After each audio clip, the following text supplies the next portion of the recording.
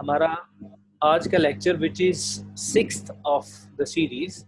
पहले 5 लेक्चर हम लोग ले चुके हैं।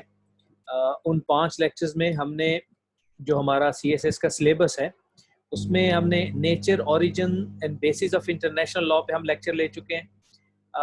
उसमें वीकनेसेस और इफेक्टिवनेस और इन्फोर्समेंट, ये सारी चीज़ें हम लोगों ने देखी थी। मटेरियल सोर्सेज भी हमने देखे थे। एक हम मटेरियल सोर्सेज के ऊपर भी हमारा लेक्चर हो चुका है। एक relations between international law and state law, ये सिलेबस के कंटेंट में मेंशन कर रहा हूँ। इसमें आर्टिकल 38 है जिसमें प्राइमरी सोर्सेज, सब्सिडरी सोर्सेज, ये चीज़ें थी, वो हमने लेक्चर में डिस्कस कर चुके हैं। आज का जो हमारा लेक्चर है वो है state in general and recognition, इसके ऊपर। इसमें personality and statehood in international law, ये हम लोग पहले पढ़ चुके हैं। सब्जेक्ट्स ऑफ इंटरनेशनल लॉ, इसके ऊपर भी एक लेक्चर हो चुका है। टोटल अभी तक 5 लेक्चर हो चुके हैं। आज जो है वो है recognition of state and government in international law. इसके ऊपर आज हम लोग अपना सारा हमारा इसके ऊपर डिस्कशन होगी। रिकग्निशन होती क्या है? जैसे हम लोग आमतौर पर बोलते हैं रिकग्नाइज करना, किसी को एक्सेप्ट करना, किसी की एग्जिस्टेंस को कबूल करना, रिकग्निशन आम अल्फाज में हम इसे कहते हैं। सर्टन फैक्चुअल सिचुएशंस को, मतलब फैक्चुअल सिचुएशन से क्या मुराद है? ऐसी सिचुएशन जो एक्टिवली, जो रियलिटी में, फैक्ट में एग्जिस्ट कर रही होती है, उनको रिकग्नाइज करना, उनको एक्सेप्ट करना और उनको लीगल सिग्निफिकेंस देना। रिकग्निशन से ये मुराद है, मतलब स्टेट लॉ में अगर हम देखें, डोमेस्टिक लॉ में हम देखें, तो किसी बंदे को रिकग्नाइज करना, जैसे वो ये जो आज़ाद कश्मीर और गिलगित बल्तिस्तान है, यहाँ पे एक स्टेट सब्जेक्ट बनता है। वो मतलब मेरा एक सर्टिफिकेट बनेगा कि मैं वाकई ही इस स्टेट का, इस रियासत का बाशिंदा हूँ।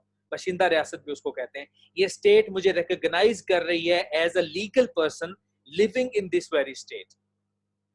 लेकिन ये जो रिकग्निशन का अमल होता है, ये जो रिकग्निशन का रिलेशनशिप होता है, relationship between the subject and the law, ये थोड़ा सा कॉम्प्लिकेटेड होता है। जब कोई एक स्टेट क्रिएट होती है, जब एक स्टेट नई बनती है, तो रिकग्निशन 2 किस्म की नॉर्मली देखी जाती है। एक कॉन्स्टिट्यूटिव रिकग्निशन है और दूसरी डिक्लेरेटरी रिकग्निशन है। अब ये दोनों क्या होती है मैं आपको बता देता हूं। कॉन्स्टिट्यूटिव रिकग्निशन ये होती है कि it is only through recognition that a state comes into being under international law. कि मतलब एक स्टेट एग्जिस्ट हो गई, बन गई, लेकिन जब तक उसे ऑलरेडी एग्जिस्टिंग स्टेट्स रिकग्नाइज नहीं करती, तब तक उसको इंटरनेशनल लॉ में एज अ स्टेट हम लोग एक्सेप्ट नहीं कर सकते। ये कॉन्स्टिट्यूटिव रिकग्निशन है। कॉन्स्टिट्यूट हुई, लेकिन जब तक वो एक्सेप्ट नहीं करेंगे बाकी के, तब तक उसको इंटरनेशनल लॉ में एक्सेप्ट नहीं किया जाएगा। जबकि डिक्लेरेटरी में क्या है, जैसे कि उसके नाम से जाहिर है, उसमें क्या है? once the factual criteria of statehood has been established, अगर जो फैक्ट्स हैं कि ये क्राइटेरियाज हैं, वो आगे हमारा एक लेक्चर है उसमें हम लोग डिस्कस करेंगे कि उसमें एक बाउंड्री होनी चाहिए, खास एरिया होना चाहिए, उसमें लोग होने चाहिए, उसमें इफेक्टिव गवर्नमेंट होनी चाहिए, स्ट्रक्चर होना चाहिए। ये सारे आप ये कह सकते हो कि क्राइटेरियाज हैं कोई स्टेट के एग्जिस्ट करने के। तो डिक्लेरेटरी रिकग्निशन ये कहती है कि जब ये फैक्चुअल क्राइटेरियाज कंप्लीट हो जाएं, they have been satisfied, a new state exists as an international person. तो एक नई स्टेट एग्जिस्ट कर रही है, चाहे कोई उसे रिकग्नाइज करे या ना रिकग्नाइज करे, वो एक पॉलिटिकल एक्ट के तौर पर तस्वर किया जाएगा रिकग्निशन, लेकिन उसकी लीगल कोई रिपरकशंस नहीं होंगी। तो ये दो मतलब इनिशियली हम लोग ये कह सकते हैं कि 2 किस्म की थीरीज आप कह सकते हैं। कॉन्स्टिट्यूटिव रिकग्निशन कि एक्सेप्ट करेंगी तो वो एग्जिस्ट करेगी, और दूसरी डिक्लेरेटरी है कि वो एग्जिस्ट कर रही है अपने फैक्चुअल मीनिंग्स में, कोई उसे एक्सेप्ट करता है या नहीं करता, वो उसकी लीगल एग्जिस्टेंस के ऊपर उसका कोई इफेक्ट नहीं होता। ये तो जनरल मैंने आप लोगों को उसका तारुफ करवा दिया। इंटरनेशनल सोसाइटी जो है, ये एक ऐसी सोसाइटी है जो कि चेंजिंग एंटिटी है। With the passage of time, जैसे जैसे हम लोग आगे चलते हैं, जैसे जैसे हम लोग इवॉल्व करते हैं, तो इंटरनेशनल सोसाइटी चेंज होती जा रही है, इसकी पॉलिटिकल लाइफ चेंज होती जा रही है। आज से 50 साल पीछे चले जाएं, आज से 100 साल पीछे चले जाएं, आज से 200 साल पीछे चले जाएं, आज से 500 साल पीछे चले जाएं, तो इंटरनेशनल सोसाइटी जिस तरह आज है इसी तरह एग्जिस्ट नहीं कर रही थी। उस वक्त स्टेट्स और थी, एम्पायर्स और थी, किंगडम्स और थे, अब स्टेट्स और हैं, एम्पायर्स और हैं, तरीकाकार और है आपस में एग्जिस्ट करने का। नई स्टेट्स इमर्ज करती रहती हैं with the passage of time. आगे भी कुछ नहीं कहा जा सकता कि नई स्टेट्स बन सकती हैं। Kashmir can be a new state, Palestine can be a new state, there can be other new states as well. पुरानी यूनिट्स जो है वो डिसइंटीग्रेट हो जाती हैं। समटाइम्स ये होता है कि पुरानी यूनिट अपनी जगह पे एग्जिस्ट कर रही होती है, जैसे in the case of east and west Pakistan है, तो पाकिस्तान इटसेल्फ एग्जिस्ट कर रहा है, वेस्ट पाकिस्तान जो है, लेकिन उसका एक नया जो सेकंड पार्ट था वो एक नई स्टेट बन गया। नई गवर्नमेंट्स बनती हैं विद इन अ स्टेट, ठीक है, जो कि according to their constitutions, according to their adopted methods वो नहीं होती। चाहे समटाइम्स बाय फोर्स नई गवर्नमेंट बन जाती हैं, sometimes by without using force नई गवर्नमेंट्स बन जाती हैं, लेकिन वो समटाइम्स कॉन्स्टिट्यूशनल होती हैं, समटाइम्स अनकॉन्स्टिट्यूशनल होती हैं। तो ये जो पॉलिटिकल एवोल्यूशन है, ये जो पॉलिटिकल चेंज है, ये जैसे ह्यूमन लाइफ का एक हिस्सा है, इसी तरह ये ग्लोबल कम्युनिटी का भी एक हिस्सा है। इंसर्जेंसीज होती रहती हैं, कहीं पे बेलिग्रेंट गवर्नमेंट्स फॉर्म हो जाती हैं, कहीं पे वो मतलब जो इंसर्जेंट्स होते हैं, जो एक खास ग्रुप उनका होता है, वो एक किसी खास एरिया को मैनेज कर रहे होते हैं। कहीं पे वो लेजिटिमेट गवर्नमेंट होती है, कुछ एरिया के ऊपर वो बेलिग्रेंट्स की गवर्नमेंट होती है। तो ये जितने भी इवेंट्स अकर होते हैं ह्यूमन लाइफ में, ये the life of global community में, ये तमाम के तमाम इवेंट्स की वजह से नए फैक्ट्स भी क्रिएट होते हैं, फैक्ट्स नए क्रिएट होते हैं, नए क्वेश्चंस अराइज करते हैं। कौन से लीगल इफेक्ट्स होंगे, मतलब एक नई स्टेट बनी तो उस फिर इंटरनेशनल कम्युनिटी उसके बारे में क्या रोल इख्तियार करेगी, डिफरेंट स्टेट्स की फॉरेन पॉलिसीज चेंज होती हैं, हमने इसके साथ किस तरह इंटरेक्ट करना है, डिप्लोमेटिक रिलेशंस रखने हैं नहीं रखने, बहुत सारे मामलात इस तरह के होते हैं। हर स्टेट को रिकॉग्नाइज करना या हर स्टेट को ना रिकॉग्नाइज करना, ये किसी भी स्टेट की जाती उसके ऊपर होता है, उसकी अपनी सॉवरन डिसीजन है ये, कि वो लेना चाहे या नहीं लेना चाहे, वो उसको लीगल एंटिटी के तौर पर एक्सेप्ट करता है या नहीं एक्सेप्ट करता। ये काफी सारी कॉम्प्लिकेशंस हैं, ये काफी सारे क्वेश्चंस हैं। जब भी नई स्टेट या नई गवर्नमेंट फॉर्म होती है तो इस तरह के क्वेश्चन अराइज होते हैं, और इन्हीं चीजों में आज के लेक्चर में हम यही चीजें देखेंगे कि वो कैसे रिकॉग्नाइज किया जाता है, कौन कौन सी थीरीज उसमें अप्लाई की जाती हैं, और ये सब कुछ कैसे किया जाता है। यहां तक समझ आ गई आप लोगों को?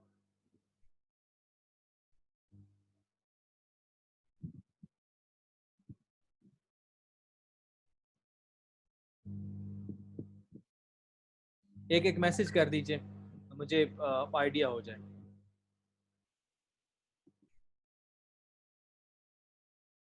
ठीक हो गया। आप में से गयास कौन है? मतलब who are you, please introduce yourself. आप मेरे हम नाम हैं। पहले दिन भी ये गयास साहब आए थे और उसके बाद आज तशरीफ लाए। अच्छा आगे चलते हैं। नीन वाला आप अपना इंट्रोडक्शन करवाएंगे यहाँ पे चैट में, कौन है, कहाँ से हैं, कैसे हैं। रिकग्निशन के हवाले से जो हमने ऊपर देखी, दो थीरीज हमने देखी, एक कॉन्स्टिट्यूटिव थ्योरी थी और एक डेक्लेरेटरी थ्योरी थी। इन दोनों का हम लोग डिटेल में देखते हैं, कॉन्स्टिट्यूटिव क्या होती है और डेक्लेरेटरी क्या होती है, और उसके बाद हम ये भी देखेंगे कि क्या इन दोनों थीरीज को अडॉप्ट किया जाता है या इसके जो एक्चुअल प्रैक्टिस है वो इनसे हटकर है। कॉन्स्टिट्यूटिव थ्योरी ये कहती है, it is the act of recognition by other states that creates a new state. दूसरी स्टेट का एक्ट ऑफ रिकग्निशन की वजह से नई स्टेट इमर्ज होती है, and endorse it with legal personality. उसने किस तरीके से इंडिपेंडेंस हासिल की, किस तरीके से वहां पे नई गवर्नमेंट बन रही है, किस तरीके से वो नई स्टेट बनी है, वो स्टेट बनी भी है या नहीं बनी है, कुछ भी जो whatever the circumstances are, जब तक दूसरी एग्जिस्टिंग स्टेट्स उसको एक्सेप्ट नहीं करती तब तक उसको लीगल पर्सनैलिटी नहीं होगी, हासिल नहीं होगी। ये कॉन्स्टिट्यूटिव थ्योरी कहती है। Thus, new states are established in the international community as fully fledged subjects of international law by virtue of the will and consent of already existing states.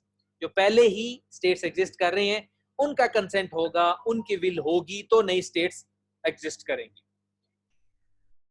अब इस अप्रोच का डिसएडवांटेज क्या है? फर्ज करें, देखें, जब होता ही है, फॉर एग्जाम्पल मैं एक स्टेट हूं, इसके अलावा आपकी क्लास में हमारे यहाँ पे एक और बंदा ले लें, जरमीन एक स्टेट है, इसी तरह शेर अफगन एक स्टेट है, निखिल कुमार एक स्टेट है, टोटल हमने 4 स्टेट्स बना ली। मैं जो स्टेट हूँ गयास, ये अभी अभी एग्जिस्टेंस में आई है। फर्ज करें इसको जरमीन भी एक्सेप्ट नहीं करती, इसको शेर अफगन भी एक्सेप्ट नहीं कर रहा, इसको निखिल कुमार भी एक्सेप्ट नहीं कर रहा, तो होगा क्या? मेरी लीगल पर्सनैलिटी, इस थ्योरी के मुताबिक मेरी लीगल पर्सनैलिटी कोई नहीं है। Legally I don't exist in the international scenario. चूंकि मैं एग्जिस्ट नहीं कर रहा, फैक्चुअली तो मैं एग्जिस्ट कर रहा हूं, लीगली मैं एग्जिस्ट नहीं कर रहा, तो इसलिए मेरे ऊपर कोई लीगल ऑब्लिगेशंस नहीं है। मतलब मैं अगर किसी दूसरी स्टेट के ऊपर एग्रेशन करता हूं तो मैं किसी को जवाब दे नहीं हूं according to international law, because I don't exist. Legally तो मेरी कोई वैल्यू ही नहीं है, मेरी कोई अथॉरिटी नहीं है, मेरे ऊपर कोई जिम्मेदारी आयद नहीं होती, मेरे ऊपर कोई राइट्स नहीं है, कोई रिस्पॉन्सिबिलिटी नहीं है। इसकी ये जो कॉन्स्टिट्यूटिव थ्योरी है, इसकी ये एक बड़ी प्रॉब्लम है कि अगर आप उसको अडॉप्ट नहीं करते, the state may not be subject to the obligations imposed by international law. तो वो फ्री हो सकता है फ्रॉम एनी रिस्ट्रेंट्स, एग्रेशन वो कर सकता है, वो कुछ भी कोई भी काम कर सकता है, आप उसे लीगली बाउंड नहीं फिर कर पाएंगे किसी तरफ। कॉन्स्टिट्यूटिव थ्योरी की ये एक वीकनेस है। दूसरी तरफ आते हैं, वो है डेक्लेरेटरी थ्योरी। मैं ये चीजें बल्कि by end of the lecture शेयर कर दूंगा, ग्रुप में शेयर कर दूंगा। लास्ट टाइम भी मैंने कहा था व्हाट्सएप पे, ये जो पॉइंट्स हैं ये मैं पॉइंट्स उधर शेयर करूंगा, लेकिन मुझे याद नहीं रहा, तो मुझे याद करवाएगा, मैं ये पूरा शेयर कर दूंगा वहां पे। डेक्लेरेटरी थ्योरी वो अपोजिट अप्रोच अपनाती है। वो क्या कहती है? जो प्रैक्टिकल रियलिटीज है ना दुनिया की, ये उसके ज्यादा करीब तर है। जिस तरह हम लोग एक्ट कर रहे हैं इंटरनेशनल सिनेरियो में, ये उसके ज्यादा इन अकॉर्ड है। ये कहती है recognition is merely an acceptance by state of an already existing situation. मतलब जो रिकॉग्नाइज करना है ना, वो सिचुएशन पहले ही एग्जिस्ट कर रही है। Your recognition doesn't make any big difference. A new state will acquire capacity in international law not by virtue of consent of others. दूसरों के कंसेंट की वजह से उसकी इंटरनेशनल लॉ में कोई कैपेसिटी नहीं होगी, but by virtue of a particular factual situation. Fact क्या है कि वो एग्जिस्ट कर रहा है या नहीं कर रहा। अगर एग्जिस्ट कर रहा है तो उसके ऊपर इंटरनेशनल लॉ की कैपेसिटी आयद हो गई।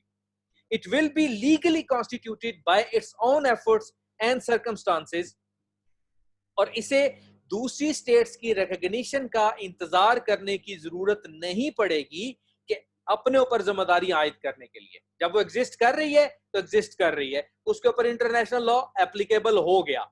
वो ये नहीं कह सकता कि चूंकि मुझे इन स्टेट्स ने एक्सेप्ट नहीं किया हुआ, रिकॉग्नाइज नहीं किया हुआ, इसलिए मेरे ऊपर ये लीगल बाइंडिंग्स नहीं है। ऐसा पॉसिबल नहीं है। तो ये डेक्लेरेटरी थ्योरी रियलिटीज के ज्यादा करीब है। अब ये तो 2 थ्योरीज हो गई, कॉन्स्टिट्यूटिव और डेक्लेरेटरी। एक्चुअल प्रैक्टिस क्या है? रियलिटी में हम लोग क्या करते हैं? एक्चुअल प्रैक्टिस एक इन दोनों के बीच में मोतदिल रास्ता है। It is a middle position between these two perceptions. जो एक्ट ऑफ रिकॉग्निशन है, जो एक स्टेट दूसरी स्टेट के लिए अपनाती है, वो ये बताती है, ये इंडिकेट करती है कि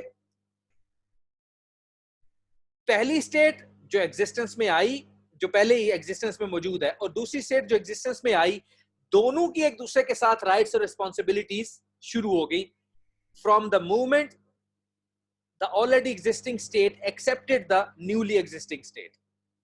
ऑफ कोर्स रिकॉग्निशन, अब इसमें एक चीज ध्यान में रखनी होगी, recognition is highly a political phenomenon. बहुत सारे मामलात में रिकग्निशन सिर्फ और सिर्फ पॉलिटिकल रीजंस की वजह से, लॉबिंग की वजह से, अपने साथी क्रिएट करने के लिए दी जाती है। हमें अगर हम पिछली सेंचुरी को देखें तो जो प्रैक्टिस है इंटरनेशनल कम्युनिटी की, ये कोई ढकी छुपी नहीं है। हमें उससे प्रैक्टिस से ये नजर आता है कि डेक्लेरेटरी अप्रोच जो है that is a better one than the constitutive approach.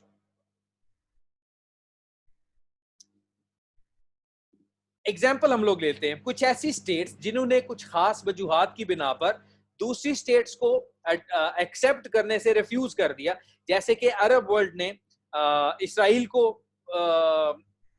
Accept करने से इनकार किया था, यूएसए ने जो कुछ खास कम्युनिस्ट नेशंस थी उनको एक्सेप्ट करने से इनकार किया था। इसका यह मतलब हरगिज नहीं था कि जिन स्टेट्स को एक्सेप्ट नहीं किया उनके ऊपर इंटरनेशनल लॉ एप्लीकेबल नहीं है, या उनके ऊपर कोई लीगल वैक्यूम क्रिएट हो गया, वो जो चाहे वो करते रहे। नहीं, वो जिन स्टेट्स ने उन स्टेट्स को एक्सेप्ट नहीं किया, वो एट द सेम टाइम ये भी बिलीव करती हैं कि वो फैक्चुअली एग्जिस्ट कर रही हैं, उनके ऊपर तमाम लीगल ऑब्लिगेशंस और रिस्पांसिबिलिटीज आती हैं। The stance is rather that rights and duties are binding upon them and that recognition has not been accorded for primarily political reasons. उनके अपनी जाती मुकासद हो सकते हैं, उनके अपनी कोई आइडियोलॉजी हो सकती है जिसकी वजह से वो उनको ना दें। आज तक पाकिस्तान ने इसराइल को एक्सेप्ट नहीं किया हुआ। इट डजंट मीन कि इसराइल के ऊपर कुछ रिस्पॉन्सिबिलिटीज आयद नहीं होती। इट डजंट मीन कि इसराइल जब चाहे कुछ भी पाकिस्तान के खिलाफ कर सकता है या किसी और नेशन के खिलाफ कर सकता है, ऐसा नहीं है। इसके पीछे हमारी क्या है? आइडियोलॉजिकल डिफरेंसेस हैं, पॉलिटिकल रीजंस है हमारी। हम नहीं एक्सेप्ट करते जस्ट बिकॉज वी बिलीव कि पैलेस्टीनियन पीपल की वो लैंड है and they have a right over there, उनकी भी वहां पे स्टेट होनी चाहिए। अगर कॉन्स्टिट्यूटिव थ्योरी को एक्सेप्ट किया जाता, उसका मतलब ये था कि जो इसराइल है उसके ऊपर कोई लॉ एप्लीकेबल नहीं होता, नॉन अग्रेशन का, नॉन इंटरवेंशन का। वो जब चाहे पाकिस्तान के ऊपर हमला कर दे। क्यों? क्योंकि पाकिस्तान के मुताबिक तो वो एग्जिस्ट ही नहीं कर रही। सो इवन अगर वो हमला करती है तो पाकिस्तान किसी के पास नहीं जा सकता उसके मदावा करने के लिए या हेल्प मांगने के लिए, क्योंकि जिसके पास भी जाएंगे कि यार मेरे पे फलाने बंदे ने हमला कर दिया, तो वो कहेगा वो तो एग्जिस्ट ही नहीं करता, तुम तो उसे मानते ही नहीं कि वो स्टेट भी है। तो this has not been adopted in any of these instances and जो नॉन रिकॉग्निशन ऑफ स्टेट है उसमें कभी भी ऐसा नहीं हुआ कि वो दूसरी स्टेट्स के ऊपर रिस्पॉन्सिबिलिटीज आयद ना हो। तो इसलिए जो हमारी डेक्लेरेटरी अप्रोच है that is near to the practical approach, और यही ज्यादा अडॉप्ट भी की जाती है। डिफरेंट तरीकाकार हैं जिनके थ्रू रिकॉग्निशन हो जाती है। बहुत सारी सिचुएशंस में डिफरेंट तरीकाकार अपनाए जाते हैं।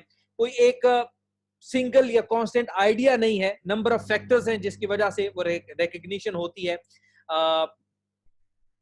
नई स्टेट्स, नई गवर्नमेंट्स, बेलिग्रेंट जो अथॉरिटीज होती हैं, इन सब के पास राइट्स और रिस्पॉन्सिबिलिटीज होती हैं। इन सब की जो टेरिटोरियल चेंजेस आती हैं इनके नतीजे में, वो सारी रिकॉग्नाइज करनी होती हैं। तो एक प्रोसेस होता है रिकॉग्निशन का, डिफैक्टो या डी ज्यूर, वो आगे जाके हम लोग डिस्कस करते हैं। वो डिफरेंट सर्कमस्टांसेस में समटाइम्स डिफैक्टो रिकॉग्निशन होती है, समटाइम्स डी ज्यूर रिकॉग्निशन होती है, और वो किन सर्कमस्टांसेस में आती है वो आगे जाके हम देखते हैं। यहां तक समझ आ गया आप लोगों को? एक एक मैसेज कर दीजिए।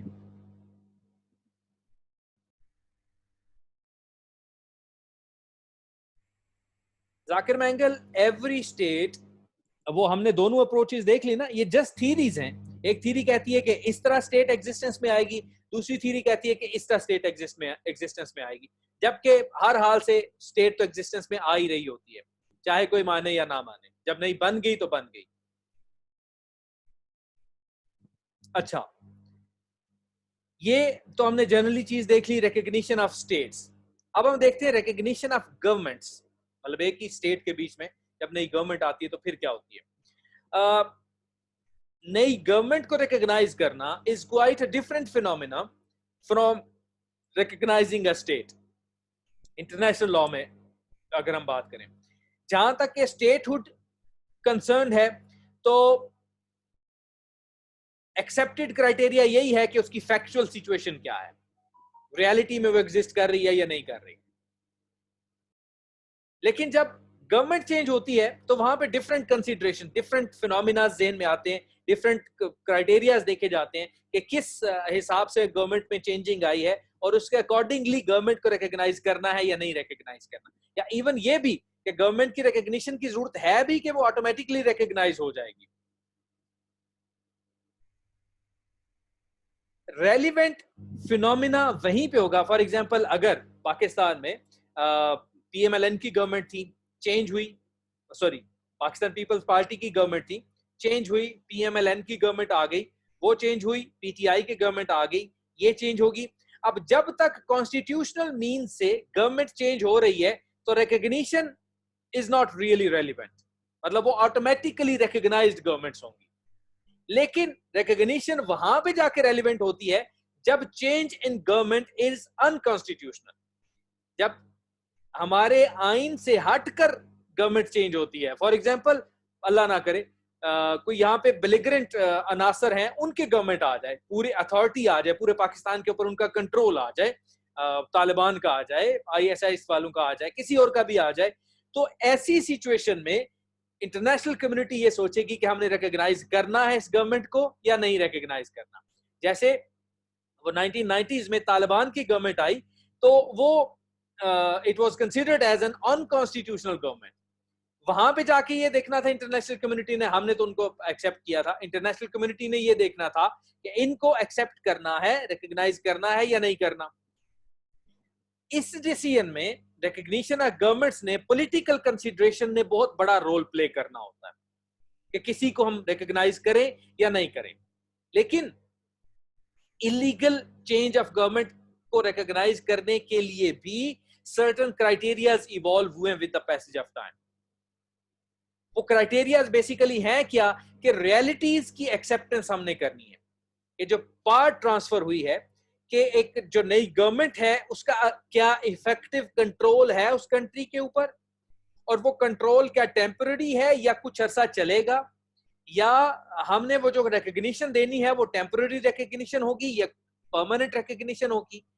उनका जो कंट्रोल है वो लेजिटिमेट कंट्रोल है या इलेजिटिमेट कंट्रोल है, इन बेसिस के ऊपर गवर्नमेंट्स को रिकॉग्नाइज किया जाता है। जब रिकॉग्निशन इस बेस के ऊपर रिजेक्ट की जाए कि यार ये क्यों नोटिफिकेशन आ रहे हैं,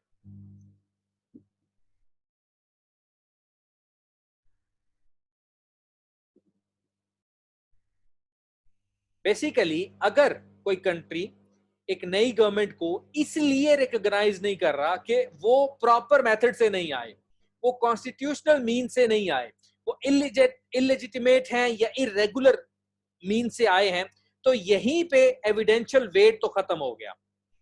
दूसरे अल्फाज में हम क्या कहेंगे कि हमने ये देखना होता है कि वो जो नई एडमिनिस्ट्रेशन आई है उनकी अथॉरिटी है या नहीं है। Where the degree of authority asserted by new administration is uncertain, जहां पे अथॉरिटी नहीं है, जहां पे लॉलेसनेस है, जहां पे क्योस है, वहां पे फिर जाके जो दूसरी स्टेट्स हैं उनकी रिकॉग्निशन मैटर करती है। अगर अथॉरिटी है, उनका कंट्रोल है, लॉ एंड ऑर्डर की सिचुएशन ठीक है, उन्होंने मुल्क को एक बाकायदा सिस्टम के मुताबिक वो चला रहे हैं, तो फिर गवर्नमेंट की रिकॉग्निशन मैटर नहीं करती, वो सिर्फ और सिर्फ एक पॉलिटिकल स्टंट होता है। Where the new government is firmly established, non-recognition will not affect the legal character of the new government. जब वो firmly established है तो कोई recognize करे या ना करे, it doesn't matter. इसकी समझ आ गई गवर्नमेंट की recognition क्या होती है?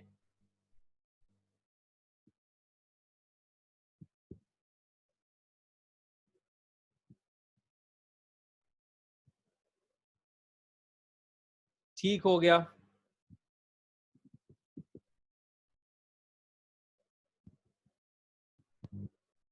अच्छा जी, आगे चलते हैं। हम ये देखते हैं कि डिफरेंस क्या है between recognition of a state and recognition of a government. जब नई गवर्नमेंट आएगी वो स्टेट की आइडेंटिटी को चेंज नहीं करती, चाहे वो लीगल मीन से आई है या इलीगल मीन से आई है। अफगानिस्तान इज स्टिल अफगानिस्तान, चाहे उसके ऊपर मुल्ला उमर की हुकूमत हो, चाहे उसके ऊपर अब्दुल गनी की हुकूमत हो, चाहे उसके ऊपर किसी थर्ड पर्सन की हुकूमत हो। वो अफगानिस्तान की जो एग्जिस्टेंस है इंटरनेशनल कम्युनिटी के अंदर वो स्टिल इंटैक्ट है, वो लीगल पर्सनैलिटी उसकी उसी तरह से मौजूद है। The state does not cease to be an international legal person because its government is overthrown. Government अगर ओवरथ्रो हो गई है तो ऐसा नहीं हो सकता कि आप कहेंगे वो स्टेट ही खत्म हो गई है। That is not an issue.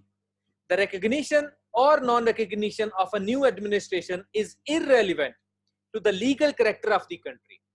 उसकी लीगल पर्सनैलिटी के ऊपर आपने उसको एक्सेप्ट किया नई गवर्नमेंट को या नहीं एक्सेप्ट किया, वो मैटर नहीं करता। वो उसकी लीगल जो करेक्टर है वो एज इट इज रहेगा। दो सेपरेट रिकग्निशंस हैं। Recognition of a state is something else, recognition of a government is something else. State की रिकग्निशन वो इटसेल्फ करेक्टर के तौर पर एग्जिस्ट करती रहेगी। Recognition of a state will affect its legal personality, जबकि recognition of a government affects the status of the administrative authority only. वो उसके अंदर एडमिनिस्ट्रेशन क्या है, सिर्फ उसका स्टेटस चेंज होगा, स्टेट का स्टेटस चेंज नहीं होगा इंटरनेशनल कम्युनिटी की नजर में। हमें ये नोट करना होगा, हमें ये बात जहन में रखनी होगी।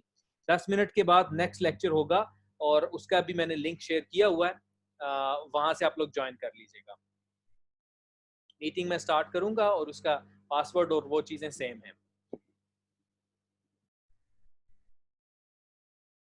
Recognition of a new government has no relevance of the establishment of a new person in international law.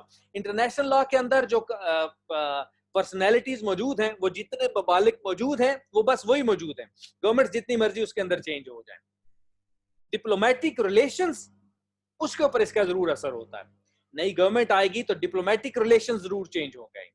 अगर एक गवर्नमेंट अनरिकॉग्नाइज्ड है तो उसका मतलब क्या होगा, there will be no exchange of diplomatic envoys. उनकी कोई एक दूसरे के मुल्क के बीच में एम्बेसीज नहीं होंगी, एक दूसरे के एम्बेसडर्स नहीं होंगे। और फिर होगा क्या, इंटरनेशनल राइट्स और ऑब्लिगेशंस किस तरह होंगी उस मुल्क के अंदर। फर्ज करें पाकिस्तान के अंदर, पाकिस्तान की हम क्यों बार बार मिसाल लें, फर्ज करें इंडिया के अंदर कोई अनकॉन्स्टिट्यूशनल गवर्नमेंट आ जाती है, तो वहां पे जो पाकिस्तानी मौजूद हैं, अब पाकिस्तान ने उस गवर्नमेंट को रिकॉग्नाइज नहीं किया हुआ, तो वहां पे पाकिस्तान की कोई एम्बेसी एग्जिस्ट नहीं करेगी, पाकिस्तान का कोई एम्बेसडर एग्जिस्ट नहीं करेगा, हम वो सारे वापस बुलाएंगे। तो वहां पे जो पाकिस्तानीज बैठे हुए हैं उनके राइट्स एंड रिस्पॉन्सिबिलिटीज फिर कौन देखेगा, इस तरह की प्रॉब्लम्स वहां पे अराइज करती हैं। ये जो रिकॉग्निशन ऑफ गवर्नमेंट है, रिकॉग्निशन ऑफ स्टेट की बात नहीं हो रही, रिकॉग्निशन ऑफ गवर्नमेंट, इसमें दो किस्म की डॉक्ट्रिन्स हैं, इसमें दो किस्म के थीरीज हैं, आप ये कह लें, इस रिकॉग्निशन को एक्सेप्ट या रिजेक्ट करने के हवाले से। पहली थीरी है इफेक्टिव कंट्रोल डॉक्ट्राइन।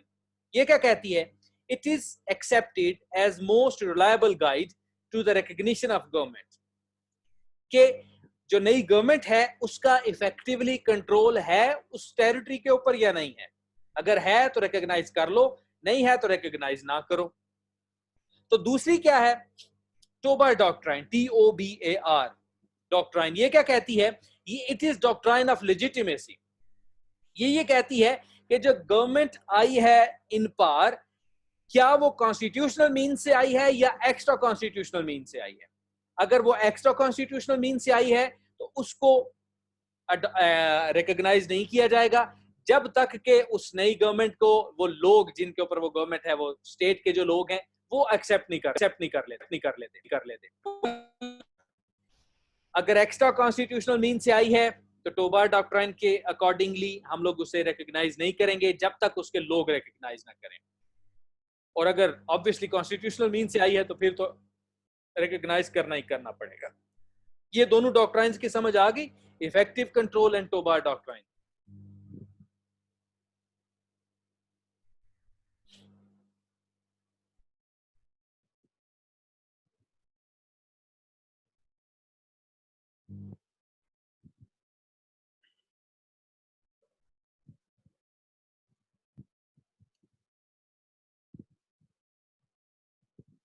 समझ आ गई है?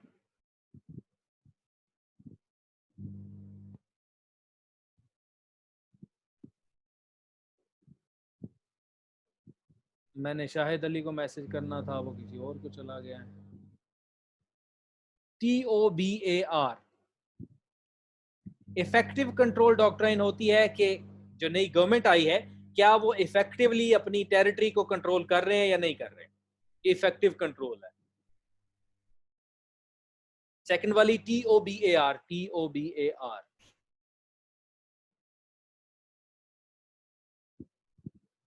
ये।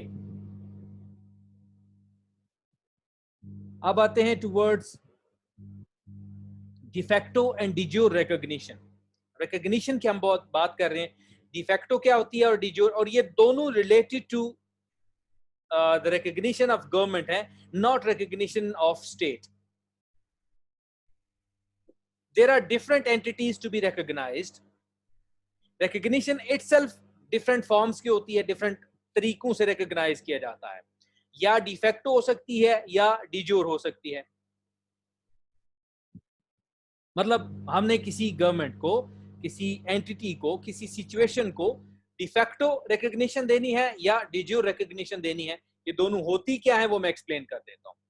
डिजोर सॉरी डिफेक्टो रिकॉग्निशन से क्या मुराद है कि हमें अभी तक long term viability of a new government, उसके ऊपर श्योरिटी नहीं है। मतलब हमें ये है कि ये गवर्नमेंट पता नहीं 6 महीने निकालेगी, 3 महीने निकालेगी, साल निकालेगी, लंबा अरसा निकालेगी कि नहीं निकालेगी। मतलब जब हमें शक हो गवर्नमेंट की कंटिन्यूटी के ऊपर, तो उस वक्त हम उसे डिफेक्टो रिकॉग्निशन देंगे। डिजोर रिकॉग्निशन क्या होती है? Usually follows where the recognizing state accepts that the effective control displayed by the government is permanent and firmly rooted. और कोई ऐसी रीजंस नहीं है, कोई ऐसी कॉन्स्टिट्यूशनल रीजंस नहीं है, कोई ऐसी अनकॉन्स्टिट्यूशनल वेज उनके नहीं है जो एक स्टेट को रोकें कि वो दूसरी गवर्नमेंट को एक्सेप्ट करे। मतलब नई आने वाली गवर्नमेंट ने अपने आप को एस्टेब्लिश कर लिया है, नई आने वाली गवर्नमेंट ने अपने आप को परमानेंटली, उनके ऊपर इफेक्टिव कंट्रोल है, लॉ एंड ऑर्डर सिचुएशन उनके हाथ में है और किसी किस्म की वहां पे अनलॉफुल एक्टिविटीज नहीं हो रही, तो फिर डिजोर रिकॉग्निशन दे दी जाएगी, परमानेंट रिकॉग्निशन दी जाएगी। बेसिकली आम अल्फाज में अगर हम ये कहें, de facto recognition involves a hesitant assessment of the situation. या भी हम थोड़े से मशकूक है, इस वेट एंड सी वाली जो पॉलिसी होती है उसको हम डिफेक्टो रिकॉग्निशन कहेंगे। और it will be followed by डिजोर recognition. जब क्या होगा? जब हमारे डाउट्स क्लियर हो जाएंगे, जब हमें ये होगा कि या it's fine, it's a good government, ये लोगों ने अडॉप्ट कर ली है, लोगों ने एक्सेप्ट कर लिया है, इनका कंट्रोल है, कंटिन्यू करेगी, तो फिर हम उसको एक्सेप्ट कर लेंगे।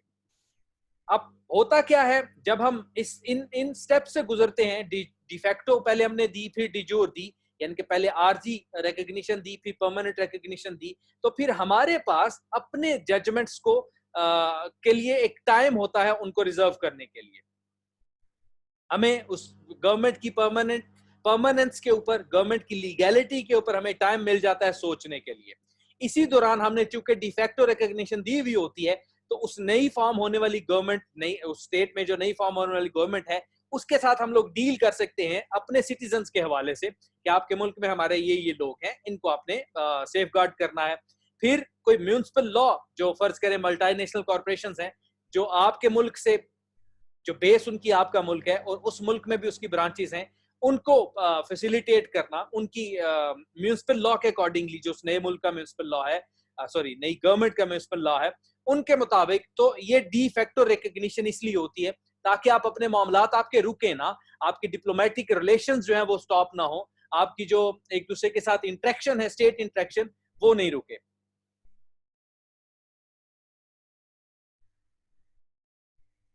यहां तक समझ आ गई? ये दो किस्म की होती हैं, डिफेक्टो और डिजोर।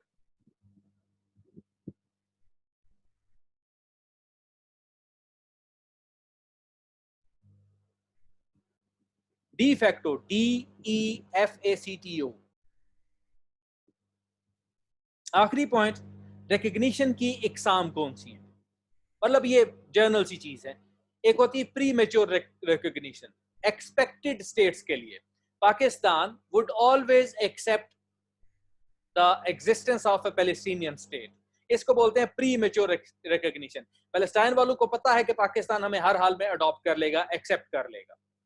एक होती है इम्प्लाइड रिकॉग्निशन, ये इनडायरेक्ट एक्सेप्टेंस होती है। आप क्या कहते हो, एक मैसेज ऑफ कांग्रेचुलेशंस भेज देते हो, इसमें कोई आपने डॉक्यूमेंट नहीं दिया, एक नई स्टेट ने सॉवरेनिटी अचीव की, तो आप उसको मैसेज ऑफ क्या उसे कहते हैं, रिकॉग्निशन भेजते हो, कांग्रेचुलेट करते हो। That means you are accepting it, that means you are recognising it.